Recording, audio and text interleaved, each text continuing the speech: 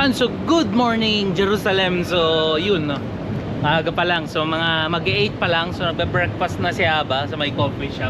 What's the name of the coffee shop, Aba? Neman. Neman. It's a very good shop.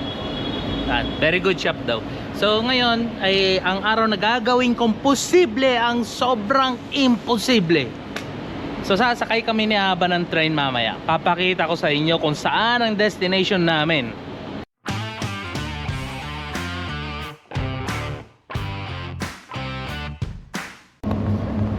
الرجاء عدم نسيانكم أغراض شخصية بالقطار وشكرا. Aba, Ken. when the last time you been the train? Oh, Long time ago. long time ago. This is the map. Okay. This is our map.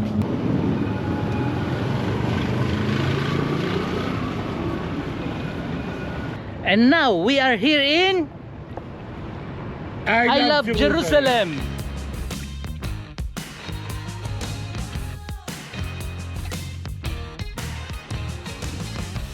Another day, another break in the promise was always a pattern of mine.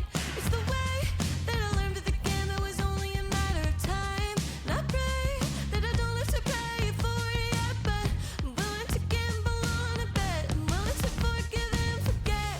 Say one thing to me and another and swear it's over the best. Cut out the toxic people telling me to give it a rest. I'm not too sensitive. Ay, so naipasok ko si Aba dito sa may street ng kung saan may mga nagbebenta. Ito yung pinakamalapit na way from this, di ba? So nilagyan na nila ng rampage papunta sa baba hanggang dun sa dulo. So kapag iikot kami 4 kilometer, yun yung daanan ng wheelchair, 4 kilometer, tapos sobrang bako-bako. Pero ito, susubukan ko. So nag-i-slide yung paa ko kaya hindi ako makapag-video.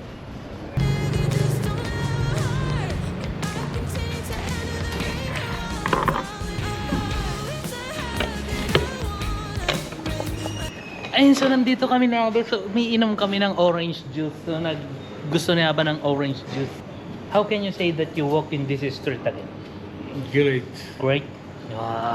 So ito yung imposible pero ginawa kong posible.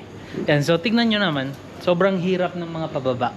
So ngayon, ang problema namin ay kung paano kami lalabas. Pero syempre, first time rin ni Aba na pumunta, kahit na dito siya nakatira, dito siya pinanganak sa Israel, hindi pa siya nakapasok ng Holy Sepulchre Church. So ipapasok ko siya. It's on display. You pull me in, I can't look away. Nothing matters. It's a pattern. Oh well, didn't mean to do it again, but I wasted my time. What the hell? Am I laughing or crying or am I tiptoeing up? So dito kami ngayon ni Aba, kung saan pinahiga yung katawan ni Jesus nung ibinaba siya sa cross. It's a habit I wanna break. Like a baby bed, it's on display. You pull me in, I can't. So buti na lang nagawa kong posible ang pinaka-imposible. So after long years, narating din niya itong Old City. So ang Old City, ito yung tunay na Holy Land.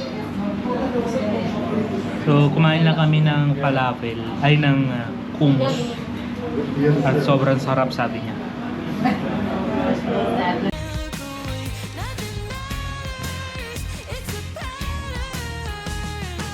So may nakita kami dito, Western Cardo. Ayan yung itsura niya.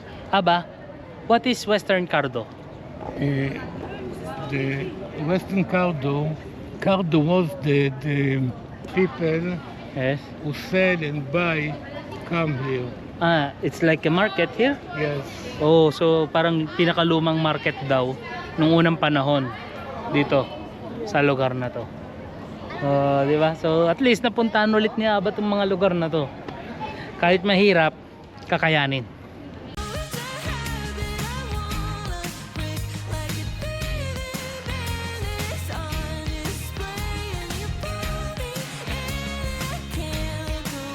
Nothing matters. It's a